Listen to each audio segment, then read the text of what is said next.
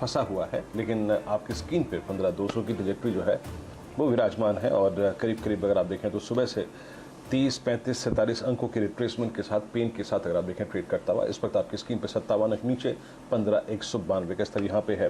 Rest of Asia क्या कर रहा है ये देखते हैं। अगर आप देखें इस वक्त रेस्ट ऑफ एशिया, देखिए एशिया के अगर आप देखें कई बाजार आज बंद हैं, सिंगापुर के मार्केट साथ शट हैं, तो एक बात को ध्यान में रखिएगा आप, थोड़ी सी अगर आप देखें तो यहाँ पर एशियन मार्केट्स में अगर आप देखें ब्रेथ बहुत अच्छी नहीं होगी। निक्केई आपकी स्क्रीन पर आप देखें तो बिल्कुल फ्लैट, कॉस्पी फ्लैट जितना हो सकता है और ताइवान का इंडेक्स भी बिल्कुल फ्लैट कारोबार करता हुआ। तो यहाँ पर एशिया में अगर आप देखें तो बहुत कोई तेज़ी या मंदी का रुख नहीं है।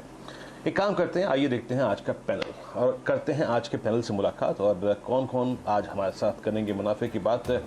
आपके स्क्रीन पर याद रखिएगा आज हमारे साथ मौजूद रहेंगे IIFL सिक्योरिटीज़ के श्री संजीव हसीन। आज खास तौर से लगभग 8:30 पर हमारे साथ जुड़ेंगे और उनके कुछ लॉन्ग टर्म पिक्स पे हम बात करेंगे। याद रखिएगा बाजार को थोड़ा सा ब्रॉडर पर्सपेक्टिव में देखिए, बहुत थिन इंट्रा या फिर अगर आप देखें स्विंग पर्सपेक्टिव से मत देखिए, बड़े पर्सपेक्टिव से देखिए।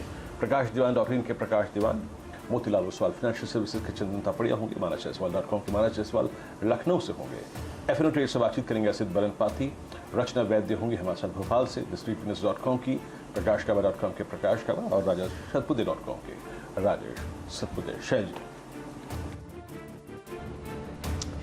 तो बुधवार के दिन 9 टेक्निकल और फंडामेंटल दिग्गज आपको कराएंगे बहुत ही ज़बरदस्त मुनाफे की तैयारी। और जैसा कि आपको वीरेन जी ने बताया, आज भसीन साहब का मूड है आपको लंबी अवधि के लिए बढ़िया मुनाफा कमवाने का, और वो अपनी राय व्यक्त करेंगे लॉन्ग टर्म पिक्स में इस बाजार में जो बिल्कुल तैयार है एक फ्रेश रिकॉर्ड हाई के लिए। आपके सामने कल 15,210 पर बंद होता हुआ दिखा आपको निफ्टी, लेकिन विदेशी बाजारों से किस तरीके के संकेत आपको आते हुए दिखेंगे ये बताते हुए दिखेंगे वाजपेयी साहब।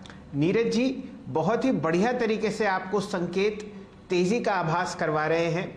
कल आप देखिए जो अपना डॉलर इंडेक्स है वो 89.65 पर रहा और यूएस की जो 10 साल की बॉन्ड यील्ड है वो है सिर्फ 1.57%।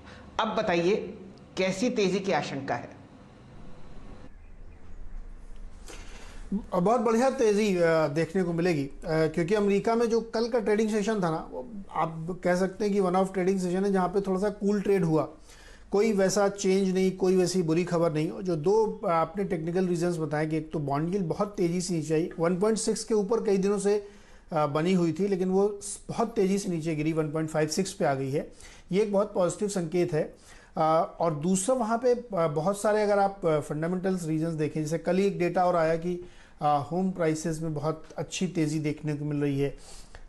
जो एविएशन कंपनीज हैं अमेरिका की, उन्होंने जो गाइडेंस दिया है कि वो अगले 3-4 महीनों में खूब ज़बरदस्त बुकिंग एक्सपेक्टेशंस कर रही हैं और जो अर्लियर उनका उम्मीद थी उससे ज़्यादा अच्छा बिजनेस उनका चलता हुआ दिखे, क्योंकि अमेरिका 50% डबल डोज वैक्सीनेट हो चुका है और वहाँ पे जो अनलॉकिंग है अब लगभग फुल फ्लेजेड हो रही है, तो वहाँ पे ग्रोथ के प्रोस्पेक्ट बहुत बढ़िया देखने को मिल रहे हैं। इसीलिए मार्केट वहाँ का बहुत अच्छी तेज़ी को मान के चल रहा है। बीच बीच में कोई लोग बयान दे देते हैं जिससे मार्केट थोड़ा सा कॉशियस हो जाता है, लेकिन ऐसी कोई दिक्कत की बात नहीं, कोई ट्रेंड रिवर्सल नहीं देखने को मिल रहा है। मुझे लगता है बहुत अच्छी तेज़ी मिलेगी। और भारत में भी आप देखिए कल शिवराज सिंह चौहान ने इंडिकेट किया कि 1 जून से वो अनलॉकिंग शुरू कर रहे हैं, तो वो एक तरीके से आप कह सकते हैं कि भारत में भी कोविड की स्थिति में अब बहुत तेजी से सुधार है और इकोनॉमी भी उसी पटरी पर लौटती हुई दिखेगी।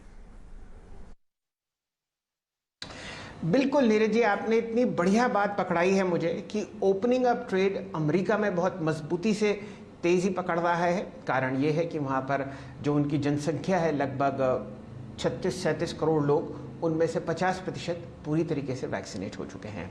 इसी तरीके से आप भारतीय बाज़ारों में आज बहुत बढ़िया तरीके से ओपनिंग अप ट्रेड को खुलते खिलखिलाते हुए देखेंगे। आइए देखते हैं कौन सी ऐसी चीज़ें हैं जहां पर कम से कम मेरी नज़र है। तो यूं समझिए आज बुधवार है और सिर्फ 2 दिन बचे हैं मई की पूरे महीने की एक्सपायरी के लिए। थोड़ा डिफेंसिव हम लोग रहेंगे क्योंकि आपने निफ्टी और बैंक निफ्टी में बढ़िया मुनाफा कमाया है इस पूरे हफ्ते और पूरे महीने निफ्टी लगभग मई की एक्सपायरी में 3.9% ऊपर यानी कि 580 पॉइंट बढ़ा है और बैंक निफ्टी में आपने लगभग 6% की तेज़ी देखी है। वीरेंद्र जी आगे इस पर टिप्पणी करेंगे, लेकिन मेरे हिसाब से अगर आपको ये गेंस बचाने हैं तो अगले 2 दिन आप सोचकर समझकर इन दोनों इंडिसेस में ट्रेड करें। एक्सपायरी का समय है तो वॉलेटाइल ट्रेड आपको संभव दिख सकता है, लेकिन कहाँ बढ़िया लॉन्ग साइड का ट्रेड आपको बनता हुआ दिख रहा है वो है ओपनिंग अप ट्रेड। आपके सामने होटल्स हैं, आपके सामने रेस्टोरेंट्स हैं, बढ़िया तरीके से आपको ज़बरदस्त तेज़ी आती हुई दिख रही है इस पूरी थीम में। सरकारी स्टॉक्स यहाँ पर आपको बहुत बढ़िया तरीके से ध्यान देना है और ख़ासकर वो जहाँ पर डाइवेस्टमेंट की हल्की सी सुगबुगाहट है। आप पिछले 2 दिन से बहुत ज़बरदस्त मोमेंटम देख रहे हैं कंटेनर कॉर्पोरेशन ऑफ इंडिया में। BPCL आपको बहुत मजबूत दिखेगा, आज इसके नतीजे भी हैं और साथ ही साथ आपको छोटे मंझले काउंटर्स पर ध्यान देना है, खासकर BHEL, खासकर स्टील अथॉरिटी। तो ये मेरे सामने कुछ ऐसे स्टॉक्स हैं जहां पर मैं इंडिविजुअल नज़र रख रहा हूं। नतीजे आपके सामने आज निफ्टी में चौथी तिमाही के आते हुए दिखेंगे।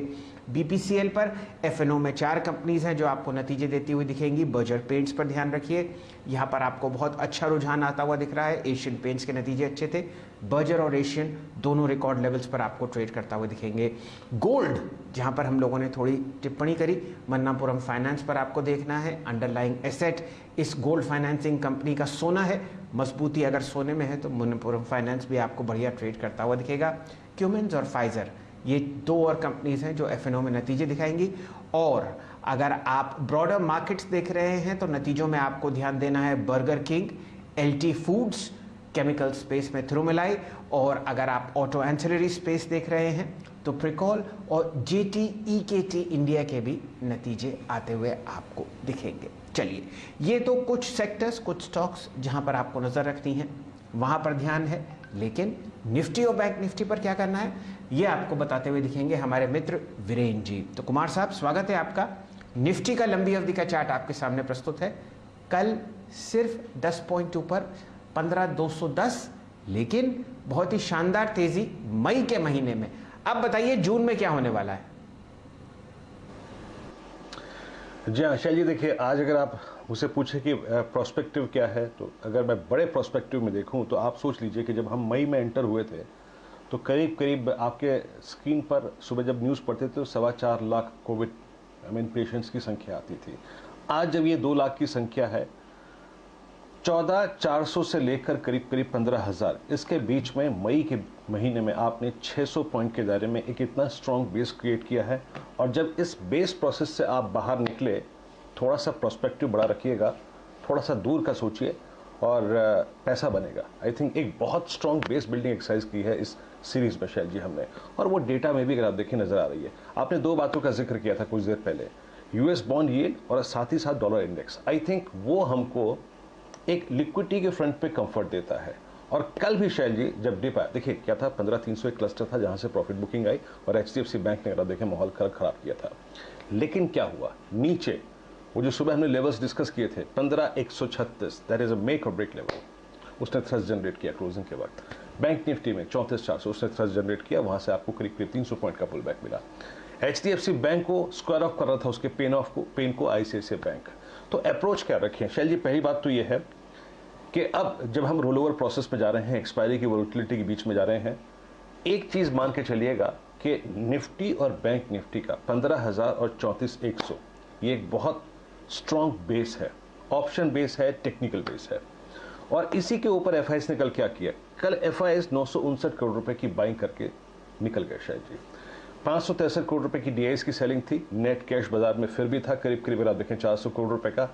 FIS ने शैल जी कल बहुत भारी क्वांटम में इंडेक्स को बाय किया है, 1476 करोड़ रुपए का, 20,000 contract, huge long. Stock futures को शॉर्ट करके हेज किया है। अमूमन शैल जी जब भी FIS कुछ समय बाजार में रुकते हैं और रुकने का मन होता है तो यकीन मानिए हिस्टोरिकली उनका ट्रेडिंग पैटर्न यही होता है, cash buying, index long, calls long, put short और स्टॉक फ्यूचर्स शॉर्ट। हिस्टोरिकली इसी पैटर्न पे वो किसी भी मार्केट में रहते हैं, तो ये चीज़ अच्छी है। और दूसरी बात अगर आप देखें, उन्होंने इंडेक्स ऑप्शंस में क्या किया, कॉल लॉन्ग करी है, पुट भी लॉन्ग करी है, लेकिन उसके अगेंस्ट पुट भी शॉर्ट है।